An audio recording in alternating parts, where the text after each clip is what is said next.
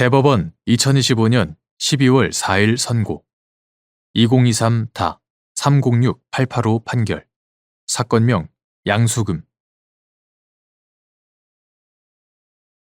주 채무자에 대한 파산 선고 전에 파산 채권에 기하여 파산재단에 속하는 재산에 대하여 행하여진 채권 압류 등의 강제 집행에 따라 채권자의 보증인에 대한 보증채권의 소멸시효가 중단된 경우 주 채무자에 대한 파산 절차가 종료된 때 시효 중단 사유가 종료되고 그때부터 소멸시효가 새로이 진행하는지 여부. 원칙적 적극. 주 채무자에 대한 파산 선고 전에 파산 채권에 기하여 파산재단에 속하는 재산에 대하여 행하여진 채권 압류 등의 강제 집행에 따라 소멸시효가 중단되었던 채권자의 보증인에 대한 보증채권은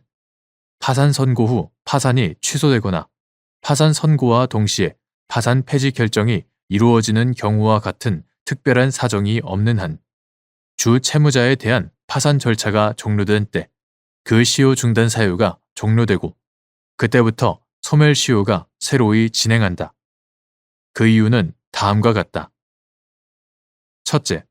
채무자 회생 및 파산에 관한 법률, 이하 채무자 회생법이라 한다. 채무자 회생법 제348조 제1항 본문은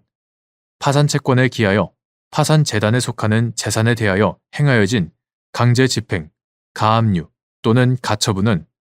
파산재단에 대하여는 그 효력을 잃는다라고 규정하고 있다. 이는 관련 당사자 간의 모든 관계에서 강제 집행, 집행 보전 행위가 절대적으로 무효가 된다는 것이 아니라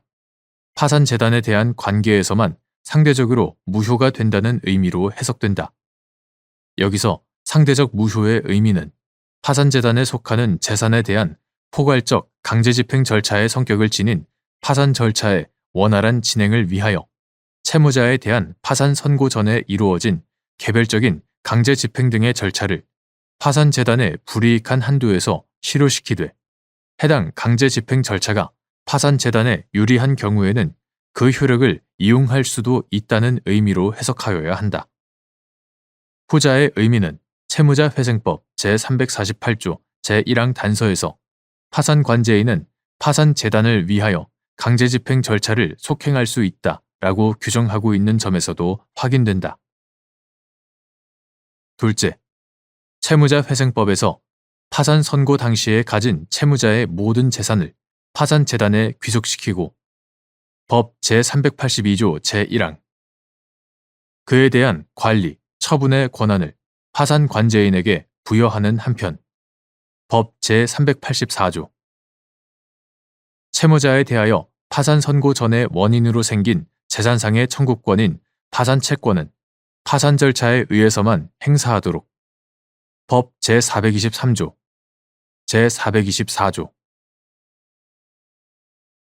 파산 절차에 의해서만 행사하도록 하는 등 파산 선고 이후 채권자의 개별적인 권리 행사를 제한하는 것은 포괄적 강제집행 절차로서 파산 절차의 특성을 반영한 것이고 파산 선고 전에 이미 이루어진 강제집행 등이 파산재단에 대하여 효력을 잃도록 한 법 제348조 제1항 본문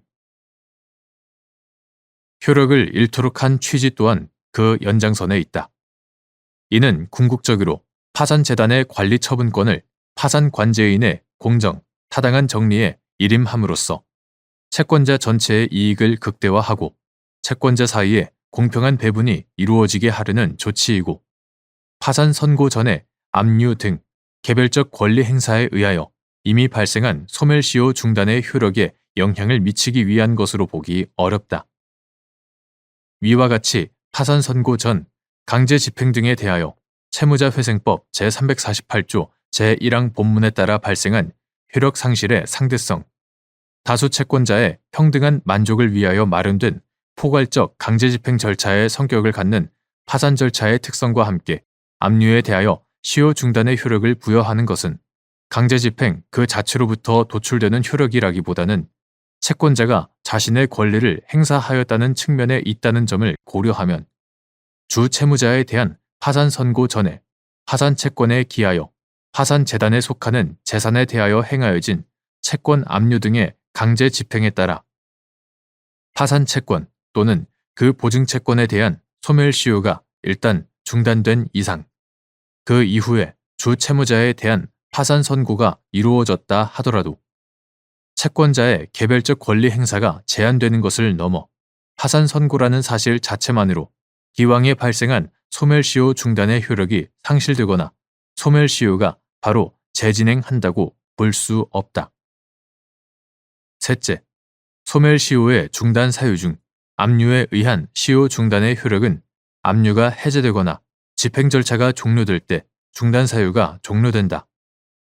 채무자에 대한 파산 선고에 따라 압류의 목적물은 특별한 사정이 없는 한 파산재단에 속하게 되고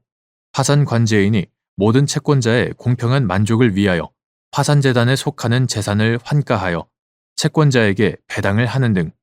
파산 절차도 강제 집행의 성격을 지니고 있으므로 이러한 파산 절차가 종료됨으로써 기왕의 압류의 목적물을 포함한 파산재단에 속하는 재산에 대한 강제 집행도 함께 종료된 것으로 볼 수 있다. 넷째, 결국 파산 선고 전 진행 중이던 강제 집행에 의하여 발생한 시효 중단의 효력은 파산 선고로 바로 영향을 받지는 않지만 포괄적 강제 집행의 성격을 지닌 파산 절차가 종료될 때 그 시효 중단 사유도 종료되어 그때부터 소멸시효가 새로이 진행한다고 보는 것이 합리적이다.